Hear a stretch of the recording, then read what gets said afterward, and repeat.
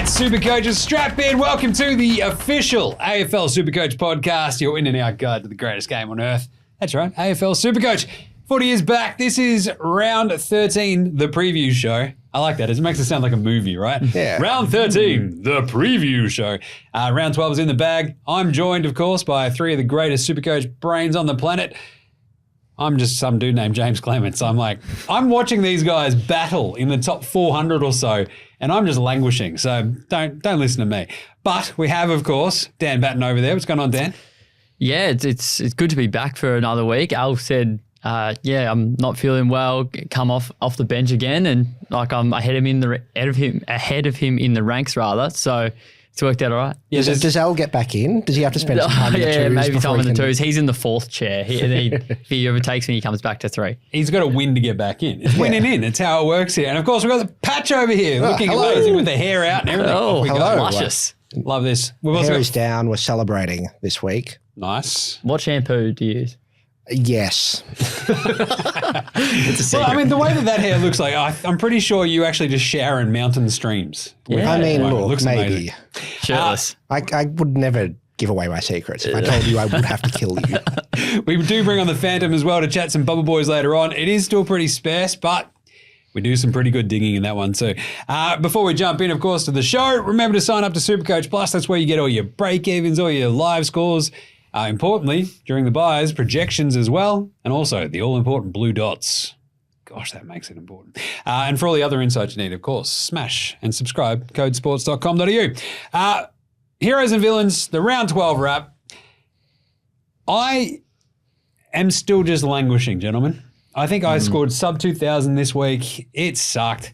But at least I have a hero, and he's one of my favorite heroes. Like the Foo Fighters might just write another song about him. They'll just call it Noah Anderson, and it'll be awesome because I love Noah Anderson. Watching him play that game against Essendon on Sunday night was amazing. I'm like, just keep racking them up, Noah. I love it. He goes 149 3 weeks ago, 50, 150 this week. Saved my week. Made my week less embarrassing. But outside of that, stunk for me because my villains are, again, everybody. But really it's me.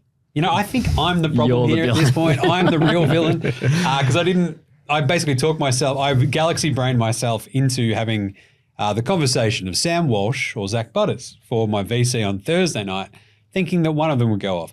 Neither of them went off. Walsh, 112 or whatever. It's fine, but it's not. Exactly. You're not going to take it. And I think I had actually said in this show last week, I think Nick Dacos on the Friday is a good idea. Galaxy brained myself out of that. Even still on the Friday morning, I'm like, I can still put the C on Nick Dacos. No, I'm the villain in this story, don't forget. I put it on Max Gawn. Just going, come on, you can save me, Gornicus. And he did not. So the villain, once again, is your mate, Jaymz. So, Dan. This is growth. This is learning. This is good. It's acceptance. To be fair, Dacos did get tagged for a bit of that game. He did. Just had 16 clearances and 28 contested He's just possessions. untaggable. Yeah.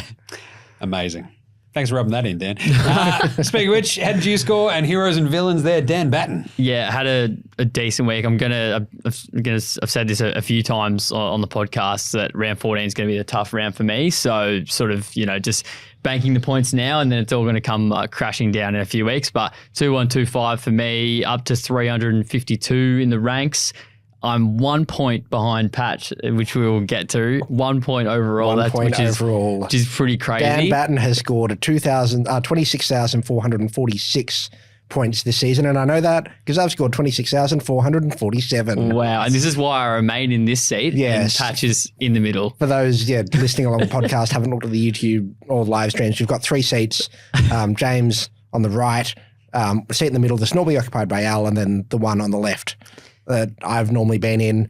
I get the middle seat because I'm 1 point above Dan. Hey, so rules are rules. Rules are rules. Anyway, on to the heroes. This will probably be a bit of a jab for Patch. The obvious one is Bont VC. However, I'm giving it to the umpire that gave Touk Miller a 50-metre penalty late in the game. I thought it was definitely there. You got to pay the decision when it's there, regardless of the game. Jaden Laverty clearly trying to time waste in that situation. So I think it's just fair game. Walk Touk Miller to the to the goal square, kicked a goal. I think he had about 34 points in that last play with a centre clearance and that holding the ball tackle and the goal. So that helped me get to over 2,100. It was technically correct, the best kind of correct. Yeah.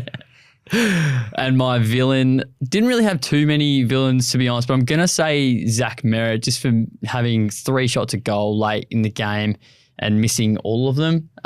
Could have been a big score there. And I got him at 630K. He's down to 575 now. But yeah, other than that, no complaints really.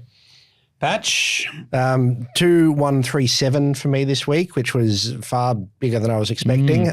Very happy with that on the back of 2 heroes.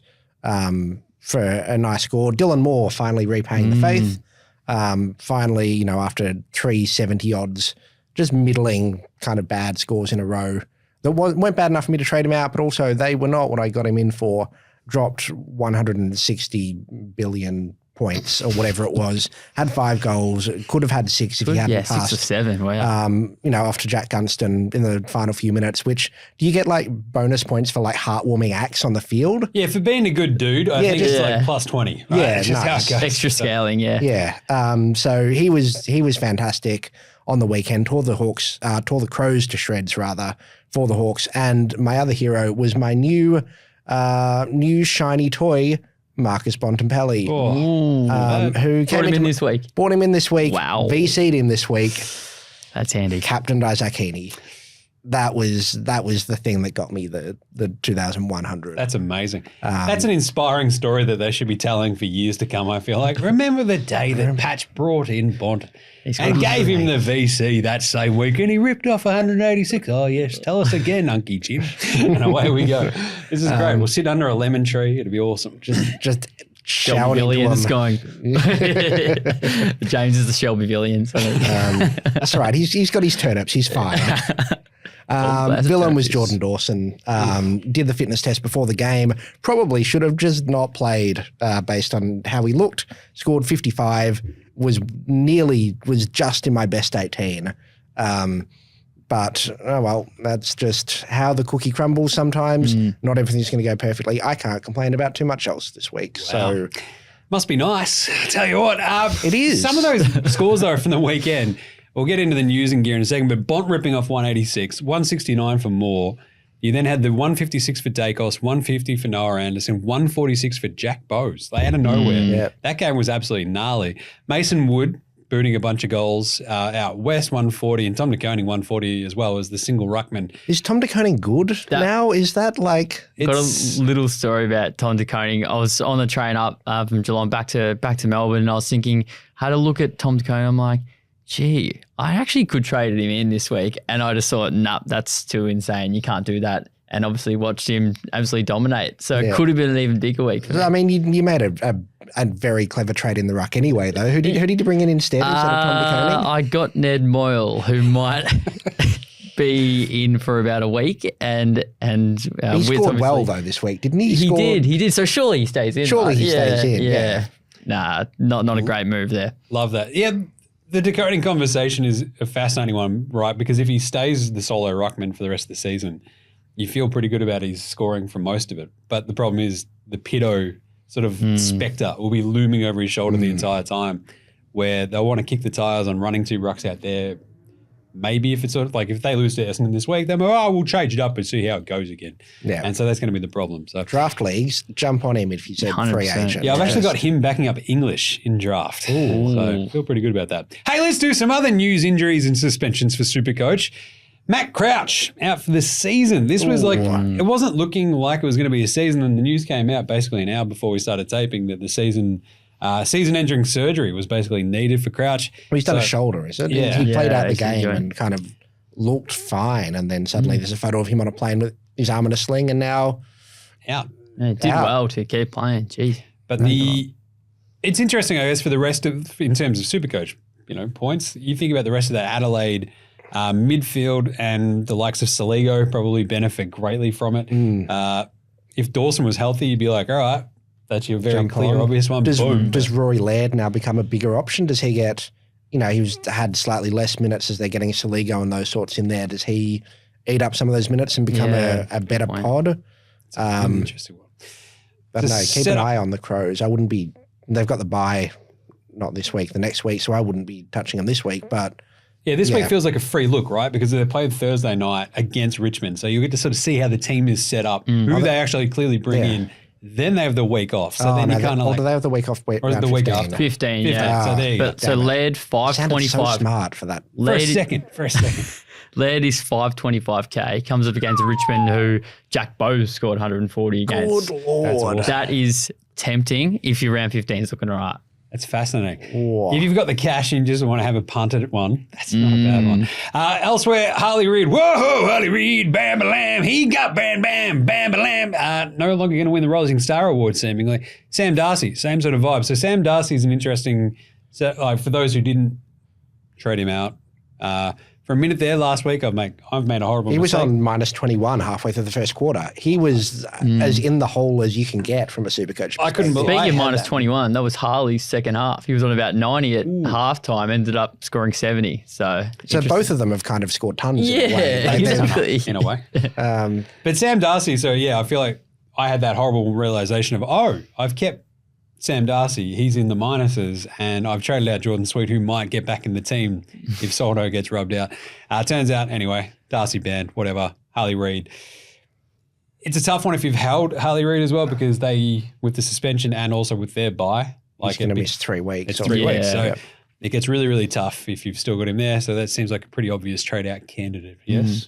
I would think for both Darcy and Reid, you'd probably trade both of them. You could potentially trade Reid back in after the buys if you're that set on him being a top 6 forward and the picture's not any clearer, down the line. But I think they both have to go. Nice. Yeah.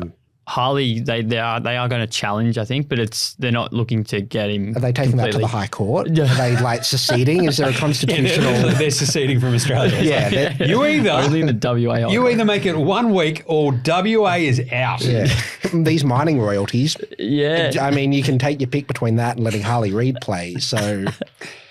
We'll do it. They will. They're crazy. They're crazy. But on a serious note, it could be reduced to 1 week. But I've got Harley Reid myself. I'm probably going to be moving him on. Also because I have a really bad round 14 situation. He's in the round 14 bye. It just sort of suits well to upgrade him to either maybe a Dane Zorko or Tim English. If it goes down to 1 week and you've got your round 14 sorted and you're not in strife, would you keep him? It's definitely an option, but at the same time, I think more teams are going to lean into this tag Harley Reid sort of thing, because obviously we saw West Coast were up by 2 or 3 goals at halftime, dominant. He had 7 clearances to halftime, and they've seen how he reacted to that attention. Surely more sides are going to employ that sort of tactic. Yeah. It is a tricky one as well, because you look down that barrel of missing 3 weeks, maybe people just go, hey, remember when Ross Lyon took him completely out of the game and they won? Hey, we should probably do that. That's not a bad idea. And so, it's not great for your SuperCoach vibes. Yeah, at Simon Goodwin from 2 weeks ago. But, and we mentioned as well, Jordan Sweet might get back in. Soldo didn't get suspended despite that interesting bump. Slash dive, slash whatever you want to call it. So forget about it. Don't even think about it. All right, biggest talking points after round 12. Obviously, we are still in the middle of the buys, but this one's a pretty chill one this week, isn't it? We've only got Port and the Dockers. So, well, in theory. I mean, who's going to come? Yeah, I don't know what's going to come out. And also, I was like, all through the year, I'm like, I can just keep trading important Dockers players because their buy basically doesn't count. Yeah. And I've realized I've got 5 of them. Yeah. And had to stop myself, 4 weeks ago from getting 7 of them. I like that you spent most of this year going, that's tomorrow Patch's problem. And you're like, damn you, Patch. Every time. But it means that the likes of Luke Jackson, Caleb Sarong, both owned by 40% of coaches, which is a big chunk. Zach Butters at 35%, Luke Ryan at 32%, Nat Fyfe 27%, Dan Houston 23%. Connor Rozee at... He's gone. I had to get rid of him. You got rid of him. I did the sideways trade. I think I actually had that in last week's buy, hold, sell. I did basically go the sell because Rozee, next time he plays, his break even is astronomical. He's going to shed money. And then if you really believe in him, like I do, I believe in you, Connor Rozee, you can get him back cheap. Yeah, weeks down the track. But and it was also a really easy stepping stone for me for Butters. So it's a tricky kind of week if you do have a chunk of them. And obviously I've got Butters and Sarong and I've still got Luke Jackson. I've also got Horn Francis. So it does get a little bit tricky for me this week. How are you guys looking at the buyers? Good question. I actually haven't looked at the buys yet, so I've got similar situation. There are buys? Yeah. Wait, what? Yeah, I'm in a similar situation to Patch. I think I have 5, so the 4 Dockers and Zach Butters. So yeah, I might actually end up having 20 or 21 just through other players being injured. I'm stacked in the midfield, have 9 playing there, but in defence, might only have 5 and might only, depending if I get English or Zorko, I might have 5 up forward as well with some outs. So it is a little bit more chill with just the 2 games. Not a lot of rookies from those sides either, so no one's really looking to offload anyone there unless you've gone with a Jace Burgoyne perhaps. Might be one you'd look to offload and trade to a, somebody coming off their bye. Yeah. But very much a chill week this week on that front, I think. Hopefully, touch wood. Please do not just destroy us at team selection. Flip side, teams coming off their buys. Yeah. Oh, The obvious targets because they're playing for the rest of the season, presumably. Again, touch wood.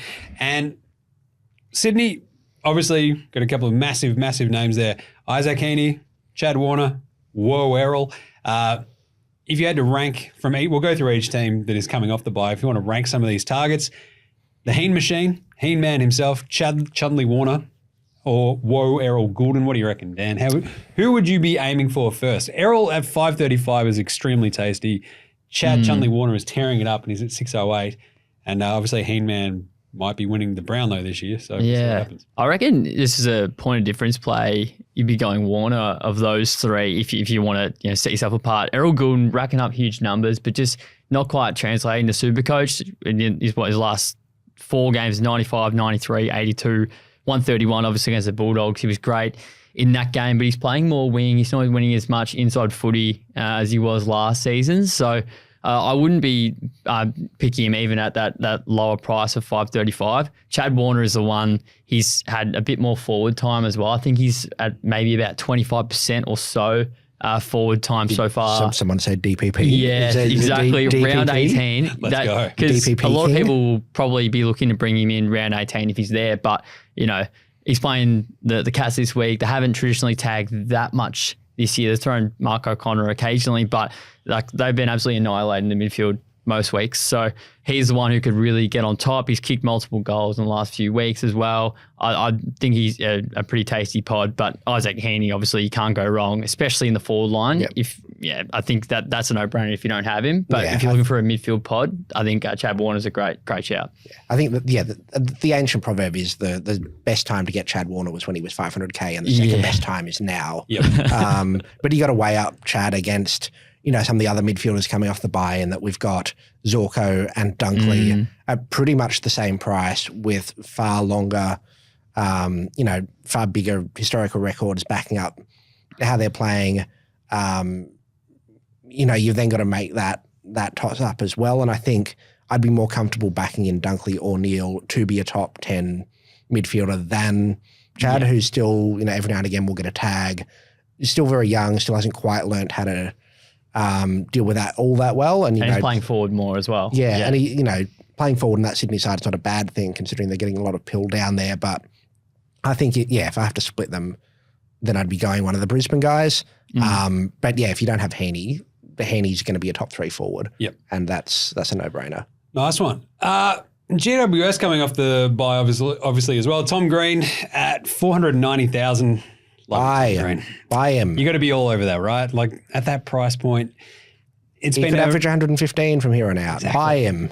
Get him in. Lockie Whitfield as well. He's had talk about an up and down sort of year, right, for Lockie Whitfield. But there was like a moment there, 100, 112, and then the game against the Cats.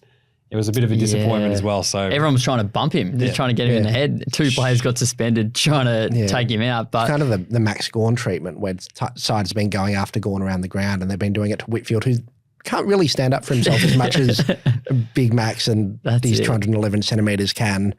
I'd like Whitfield, but he's getting a lot of that attention. Yeah, and he's also sometimes he can rack up 30-odd disposals and score sub-100, which is never good. And he's won 12 against the Bulldogs. He had 14 kickouts played on from all of them. So that helps. That helps, but it's also a concern if you're only scoring 112 when that happens. Yeah. It's like, that's probably more like a 70 or an 80. Real Nick Martin energy. Yeah. Which is not a compliment.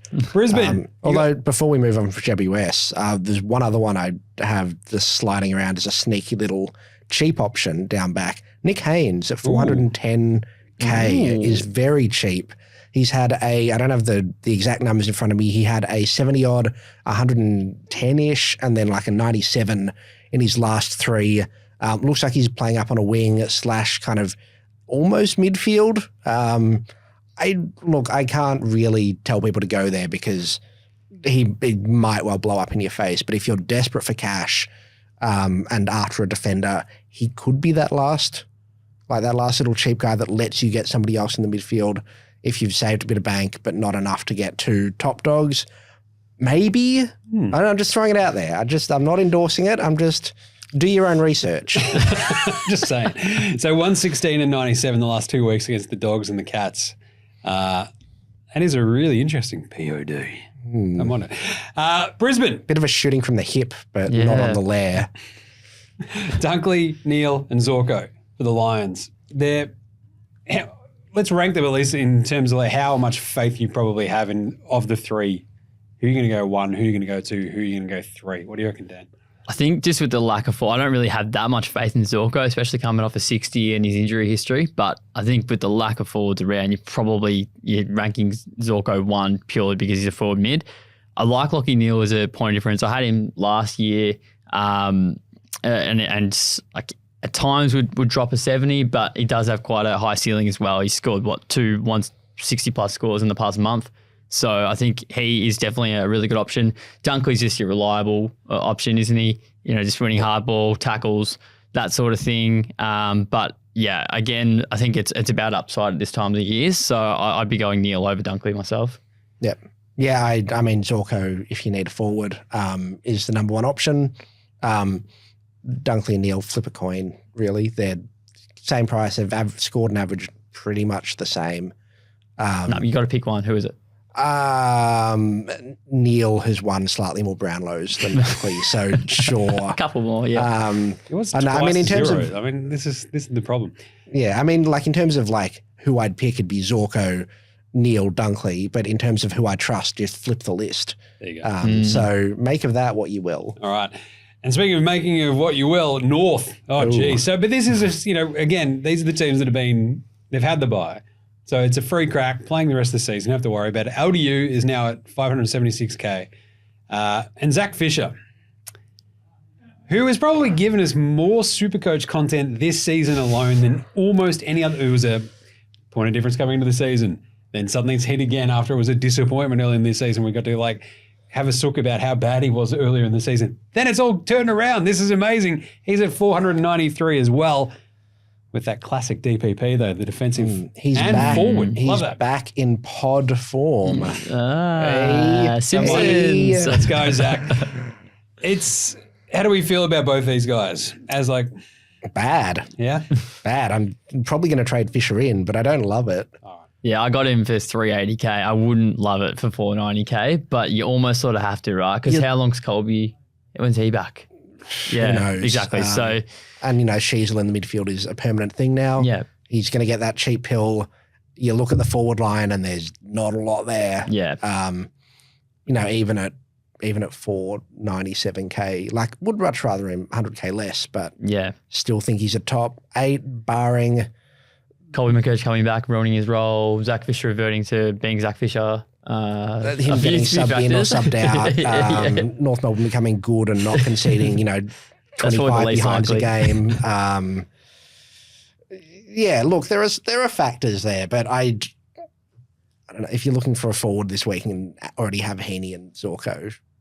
Yeah, I'm actually the Fish is surely your man. No, definitely, and I'm interested in LDU. Just looking at his last 2 games against West Coast, who he comes up against this week, 127 and 143, and they don't traditionally tag too much the Eagles, so They'll be demoralised without Harley Reid. Yeah, exactly. What are they going to do? So 576K for LDU, not the worst shout, but again, it's. Do you trust him? Yeah, probably not. But he went on that that enormous run this time last year until the end of the year. So could he do it again? Who knows? Yep. But of course, the number one priority across any list, not that anyone wouldn't have him, of course, but Harry Sheasel, if hypothetically you didn't have him, which would be insane. Especially trading him out. I don't think any of us did that. No one would trade him out. Especially not for Colby McKercher, who was suddenly very injured and very not in the side. And then you didn't trade in Zach Fisher. Yeah, no, that would be, hypothetically. These are hypothetical lunatic vibes. If you were someone who did do those things. Yeah, that doesn't sound like the actions of a man in the top 400 of SuperCoach. Not at all.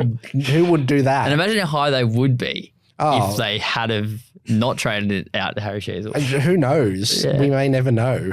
God willing. And that person definitely hasn't checked the amount of points they've lost. No, they would not have checked that. Why would they do such a thing? Hypothetically, that would be demoralising. Moving on, hypothetically. All right, hypothetically, let's go take a quick break and bring in the Phantom to talk Bubble Boys right after this. All right, we bring him in as per usual each week. He's the man. Parts unknown. You can't drink the water. Apparently, they can't win games. Weird. Go the Blues. Anyway, it is, of course, the Phantom. What's going on, Phantom? How are you feeling this week? What's happening over there in parts unknown? Thankfully for our great game of SuperCoach, because we're not talking much about footy over here in South Australia, but the disappointment of both SA sides could throw up some good SuperCoach names. I don't mind this. I'm actually, fully on board because we had a moment there during the weekend where Jordan's sweet. He's off everybody's team. Everyone's trailing him out. Soldo looks like he's about to get rubbed out. And you're like, oh my God, we've all made a horrible mistake. But then it all just sort of evened out again, but it's okay. And meanwhile, Adelaide, it's going through a bunch of chaos there with the Crouch news, etc. Do you want to start there, Phantom? Who's your vibe for replacing Matt Crouch in that Crows team? Disappointing. I do own Matt Crouch, being one of my better starting selections. We'll miss the rest of the year, as you've discussed, but hopefully SuperCoaches and Crows fans hoping collectively that it means it's time for Billy Dowling. Finally, we've mentioned him here on the show a few times. I mentioned him on the Lair as well a lot. His junior numbers, obviously Dan Batten knows about those. Big SuperCoach star as a junior, and he's delivering at sample level. Had another 31 touches, 8 marks, 7 score involvements, 117 SuperCoach points on Saturday again. So Matthew Nix has mentioned him before about being ready. It was just about when he'd get his chance in that midfield. So 123K mid forward. Obviously, if he's named to play Thursday night, you might not jump on and pick him now, but another option, a good option, hopefully, coming out the other side of the buys. It's we talked about it last week, pretty sparse on the ground. So anything that's vaguely good news for the next crop of rookies, basically for the back half of the season, is kind of good news, despite obviously losing Matt Crouch. But gentlemen, our Bubble Boys this weekend, how are we feeling about this, Phantom? Are we better than last week? Please bit let them better. be better than last week. At least they're playing. Exactly. This is it. Because we finally have Will Dawson after there was a surprisingly large amount of people who brought him in last week despite him not playing. The break-even's minus 46. How are we looking at him here, Phantom? Interesting one. We talked him up on the show last week. Went against it. Wanted to see whether he keeps his spot in the side, but you think he does. Hopefully for Patch, he does. Lecalier, the other one, another South Australian, a good South Australian from over here in the Sandful. Huge mark to finish off a couple of weeks ago, as we mentioned. I want to ask Dan Batten. I know he knows both these key defenders. Both had their concerns when we're talking about SuperCoach. Obviously, Will Dawson has the price in his favour. If it helps you get that upgrade, then does it matter what either do? Maybe not, but Dan, Elec or Will Dawson? Yeah, it's one I'm debating this week for sure. Will Dawson, obviously, in his first game only had about the 5 disposals. Second game comes in, scores 79, but again, only had the 11 touches. I think that's probably his absolute ceiling, 79. Yep. And I think he's every chance to spit out a 30 or a 40 at some stage. Whereas Lecalier, I was there down at the Cattery for that game. He was absolutely phenomenal there. Had the 15 disposals, 7 marks. Did he get a selfie after the game? That's why he was so late. I missed the press conference as well. Dan's just shoving kids out of the road. He's like, get out of here, Chris you Scott little is like, rugrats. What? Get down here. No, so, yeah, 7 marks in that game, 104 points. He also gets a lot of points from spoils as well. Only had the 5 touches against Carlton, but had about 7 or 8 spoils, some super spoils going about 30 metres. We know how high he can leap. And I think Jack Buckley's out of that side at the moment with injury. That's probably the only concern there. He probably has better job security than a Will Dawson, even though he's probably more likely to be, kept in by Clarko. But yeah, if you do need to save the cash, I think Will Dawson's all right. But if money's no issue, then I'd be going Leck for sure. I've got some. Will Dawson as well, that DPP forward defence. Oh, absolutely. If you've got a Zach Fisher is also something to consider. Or a Sexton, yeah. Yeah. Yep, good shout there from Patrick. Got some numbers for you, though, that in my thinking this week, I might overlook these defenders because hopefully we've got another one that pops up in a couple of weeks. The mid-season draftees weren't named last week, but hopefully they're named, or at least some of them named after some good State League performances for round 13. Jacob Blight, the Richmond defender, 102K defender, played in his first game for Richmond's VFL side on the weekend. 20 disposals, 8 intercept marks, 8 spoils, 135 SuperCoach points. Ooh.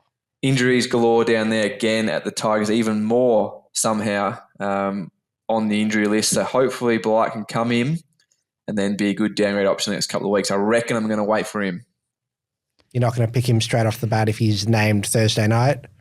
You're not going to jump the gun? Well, he could. He's going to get a role. But again, it all depends on what you're doing back there. If you've got the option to do it, if you can wait and do something else maybe. But I think you can be a little bit more confident picking a mature age intercept defender coming into a Richmond side than you could other one-gamers or debutants previously this year.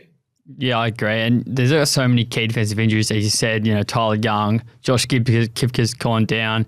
And even before that 135 on the weekend, he averaged 100 in the waffle across 7 games. So he showed he can do it and that he is up to the level and with that intercept role as well. And the fact that we don't necessarily need cash as much as we did, say, 7-8 weeks ago, that, you can, save the extra 15K on Will Dawson with probably more scoring potential as well. It's a good shout. There's other names still floating around there as well, Phantom. Toby McMullen for GWS, obviously. Caniglio goes out and he sort of stepped up right away and played a really, really, really good game. And they're obviously now off the bye, GWS. How do you feel about him at 123,900? Yeah, I like him as a player. But again, we know he came on out of the subs vest, 65 SuperCoach points in that game. Dan was at a couple of weeks ago. I just want to see what the rest of that team looks like. Could he go back straight into the subs vest? Maybe. So I like him as a player if he gets a start. But again, I want to see a little bit more. I want to see how the rest of that team's shaping up. There's also Lockie McNeil as well. We're sort of tossing this around a little while ago because what is it? 10 weeks in between his 2 games or something chaotic like that. That's a lot of weeks. It's a lot of weeks. But at the same time, there's a lot of injuries there with the Dogs, right? Especially with and suspensions now as well, with Sam Darcy and Riley West both suspended. So there's a little bit of a chance there for him to sort of pop off. I don't know. What do you feel about Lockie McNeil? Interesting one. I think we saw him go well in the pre-season, then flopped early in the year, and he's done that across his short career so far. Only 11 touches against the Dogs, 2 goals, including an important late one as well. Obviously boosted his scoring a little bit, came on as the sub. Elevated price, I think you put him down the order a little bit. I agree with Dan. Money, it's all about what you do with that second or third trade at the moment. Don't need these guys as much on the field. I know it supplies. We've got best 18. I think it's all about the money, unless they're a sure thing, must-have role goal rookie and on-field scoring potential, which I don't think Lockie McNeil is. Nice one. Any other thoughts there, gentlemen, for the Phantom? Nope. None for me. He's covered it all. Yeah, he's bang. up in a nice little bow. I like this. What's happened with your Jordan Sweet situation there, Phantom? I mean, did you punt him last week? What's happening there?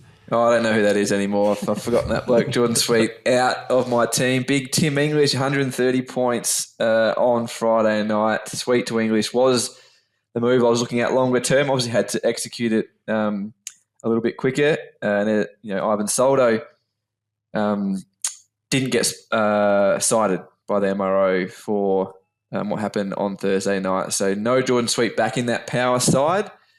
Again, you could have held him. You didn't have to trade him last week, give him best 18, but there's still plenty of cash to play with. So you're probably going to move him on. You wouldn't be waiting for Jordan Sweet to return. Speaking of Jordans, Jordan Dawson did the fitness test before the game, somehow passed it. The test didn't pass the eye test during the game. Is he going to be all right to play this week? Are we concerned about, feet, not great things to have injured, long term? Are we concerned there? Oh, we're concerned. Yep. If anyone that did watch on Saturday could see that he was clearly hampered, having some difficulty. Matthew Nicks sort of poured water on that fire a little bit post-match and said he was fine, said he got through. Yes, he's battling a little bit, but got through okay. So, again, I think they would have risked him last week if they were going to, if there was a chance of any longer-term damage or was going to make things worse. They wouldn't do that with their skipper, I don't think. Obviously, a big game they had to win. You wouldn't have known that in the first quarter either. But a very close watch on him this week. I don't expect him to do much on the track. See those reports, wouldn't put you off. Or I'll just keep him on ice, I think, for Thursday night. But hopefully he plays. They need to win. They can't lose this one. They need him to play, but again, I wouldn't be going to trade him in if you didn't have him. Considering it's Richmond, is there a chance they rest him, or they're that worried about dropping that game? I don't think the Crows can rest anyone at the moment, given what they dished up on the weekend, especially Matt Crouch goes out to that side. If they do play a younger midfield, Billy Dowling comes in or someone of that ilk, then they need their skipper there. So they'll give him every chance, but I can't sit here and say that he'll definitely play. So keep an eye on things over here at West Lakes. Nice one. There you go. All the inside goss with the Phantom. Thanks for jumping on once more, Phantom. We'll catch you on the Phantom's Lair later this week. See you guys. All right, there you go. That was some Bubble Boys with the Phantom. Now it's time for the quickfire round. I love a good quickfire round because they've literally never been quick. Who averages more from here? Patch, Dan, Tim English, Brodie Grundy, or Rowan Marshall? Dan. Tim English, going quick. I'm contractually obliged to answer Brodie Grundy, but I do think Tim English is a very good chance of getting very close to Brodie Grundy. What you can't see is behind Patch is actually Brodie Grundy holding a knife to his back. Yeah, just saying keep smiling. Where do you think I got the secrets to all this hair? Luscious locks. Who averages more from here? A couple of bomb rays. That's right, the Bombers. Jordan Ridley or Nick Martin, both at 530,000. And right now, both in my team. Patch. Ridley. Dan? Ridley. Nice. And then Daylight and then Nick Martin. Yes. I feel like I've 100% put the mocker on Nick Martin's season. Brought him in, stunk. Let him go, amazing. Brought him back in, stunk. Yeah. Same. Real Tim Mitchell vibes here. Christian Salem, yes or no at 396,000. Yes or no, Dan? I'm going to say no, just because round 14 buy coming up. If you didn't have that buy, sure. But yeah, I'm not sure you can absolutely keep it up to be a reliable pick. Patch? I'm not going there, but I endorse anyone that will. I mean, the fact that he scored, 97, whatever it was, in a 100-point loss is a more encouraging sign than him scoring 120 against St Kilda. Yeah, against St Kilda in a game they won. So I think that's, indicative that he'll probably average 85 to 90. Perfect bench cover. If you can swing him, if you can cover him during his bye. I can't do either. So he's slipping, but I don't think he's a bad shout by any means. 396 is very tempting. I think I drafted him in draft, feeling like that role would be interesting to watch. It looked okay, didn't quite hit the heights that I was hoping for, and then he got injured anyway. So yeah, tough one. Riley Sanders, he's back. Yes or no at 289,000 as a forward mid. Dan? I like it. I think definitely consider it. A couple of injuries to the Dogs. And yeah, Libba might be back soon though, so watch that. But yeah, I don't mind it. Patch? Oh, God, no. Luke Beveridge is still coaching the Bulldogs. Yeah. Absolutely not. Last time we checked, yeah. It is weird because the 98 against the Pies on the weekend looked awesome, fantastic. Like He's a great footballer. Exactly. Don't get me wrong. I have no problems with Riley Sanders. We always the understand man. that the role is there, but it's just like the role also was influenced by Bevo. So who knows what's going to happen. The role was there this week. Will the role still be there next week? Or will it have been just pinched off the table and yoinked by a small child So much you and want run off with? That's a very obscure Simpsons reference. If anyone gets it, please do let me know. They host the Lions of Marvel this week as well. It's a great setup. Yeah, I don't know. Right, captain's call. I'm not going to try to like pull the wool over my eyes once more. I'm going to leave this till right at the end of the weekend. I'm going to go Heaney with the VC, I think. Ooh, okay. Because I think they are going to demolish Geelong up there. And I think Heaney's going to be a big part of that. And then I can just roll that into Dacos, who I think is projected 150 plus. 158. 158. It is. It's amazing. Subscribe to get those projections. So you get the projections. You love to see that. So that's the King Birthday Clash Monday. You can actually watch the live stream that I believe Al will be on as well, along with myself and the AFL Today crew, which will be pretty fun. A couple of spicy kombuchas and a bit of footy. How good's that for your King's birthday? But I feel like the Dacos one as well, he's just awesome. He's just awesome. So Stands up in the big games. give me a and Heaney pretty handy. VC into Dacos. Dan, what do you reckon? I'm surprised. How are you overlooking Bont here? Well, I doing don't it have the again. Bont, and that might be the biggest problem why it's not my VC, you see. I've made my bed that didn't involve Bont, and now, like, I was trying to, again, galaxy brain myself into it coming down to my level. Of course. He Yeah. had that little bit of a dip and then just is gone Powered again. through. So out of the grass. So just rubbing it in. Apologies. But yeah, I'm probably VC Bont into Dacos. I think Bulldogs. Who are they playing this week? I saw they were playing someone good. Lions. Lions. at Yeah. Marvel. I just think, maybe even English potentially against Big O. Could be a shout as a VC, but yeah, probably going. And I don't mind. It'll be a toss up between Dacos and Gawn. Gawn Gorn will bounce back. He'll respond. against Darcy Cameron. I mean, Tim English scored 130 against him. Billy Frampton back up ruck. Yeah, that screams. He's got a Max point to Gawn, big prove. points. He Yeah. likes playing at the MCG. It's a big occasion, massive crowd. Yeah. I will still probably be going Dacos, but Yeah. Gorn. Could you VC Dacos into Gawn?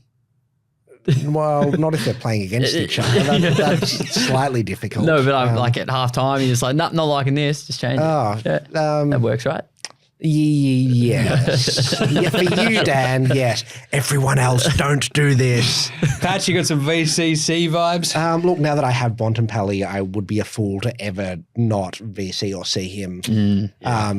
The bed of not having Bontempelli was, I thought it was fine, and then I've upgraded to like the queen bed deluxe sheets, like 500 thingy cotton, whatever that.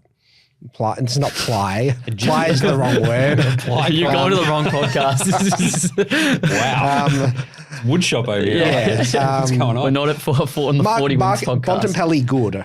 he make my brain break. So Are you talking ply like as in toilet the- paper, I think, at this point now? yeah, no, It's but like cotton, four-ply. it's how much thread? 500 Threads, thread. Yeah, 300 thread. thread count, isn't it? Yeah, That's your fancy one. insanely high thread count on Marcus Bontempelli. Amazing. Don't take that out of context. Anyway, he'd be my VC option. Really tempted by Brodie Grundy against the Cats, who traditionally don't know what they're doing in the ruck How much is he situation. He's still got the knife in my back.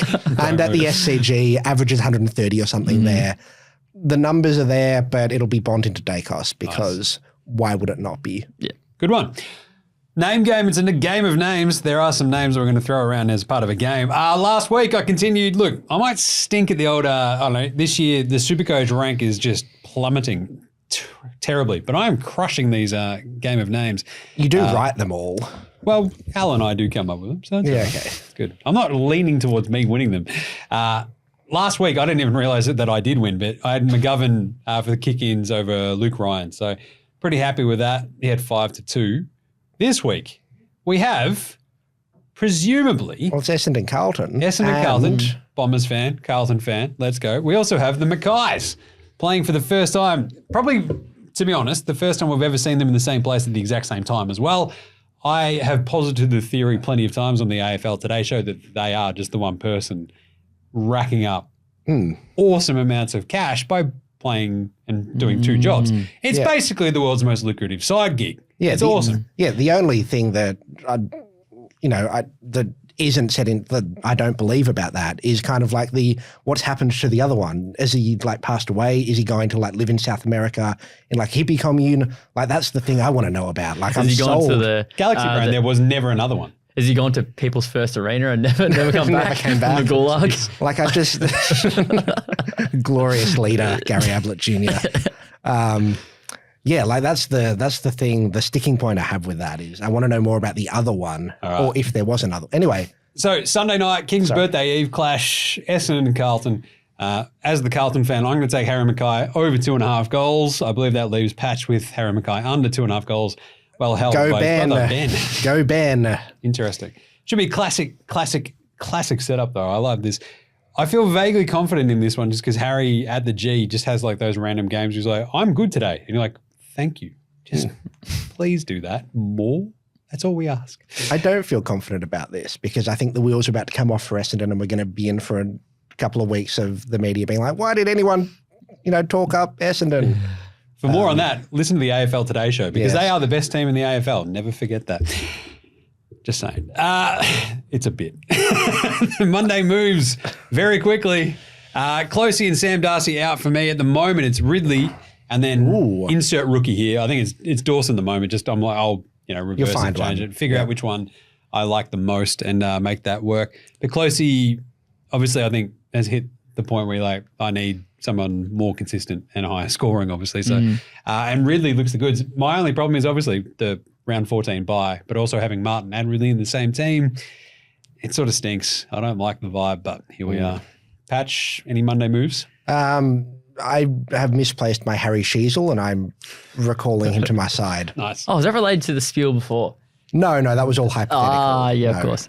Yeah. Don't be ridiculous, Dan. Kicking the tires. That's why you're in the right chair. Dan. I think it's going to be Tim English or Zorko in for Harley Reid out, and then Closey to either Will Dawson, Jacob Blight, or Leclerc, depending who's named. Nice. Yeah, Have you got like a priority of which? For rookies? Yeah, For the like- rookies? I'd almost Like if go... Blight's named, are you just going- If Blight's named, I reckon I almost... I didn't realise he'd scored 135 until the Phantom reveal before. So I reckon I'd be going Blight over Dawson, I reckon, if he's named. Interesting. We don't really need to cash so much now, so... Don't mind it. All right, well, that's it for the round 13 preview. Remember to dig into all things SuperCoach, Twitter, YouTube, IG, TikTok, all the good stuff. Check out Phantom's Lair later this week as well. Rate the show on Spotify, Apple Podcasts, all those things. Sign up to SuperCoach Plus. What are you doing? It's absolutely vital during the buys. And for all the other insights you need, smash codesports.com.au. And for all the other fun, weird, dumb, latest news stuff, check out the AFL Today show. It's very, very good, I guess. I did all the editing this week. Jeez. Anyway, thanks to Patch. Thank you. Thank you to Dan. Hypothetically. Thank you. Hopefully I'm in seat 2 next week. We'll Fingers see. crossed. Got to earn it, just saying. And thanks, of course, to the Phantom for jumping on. I've been Jaymz Clements. Have a great round 13 and happy super coaching.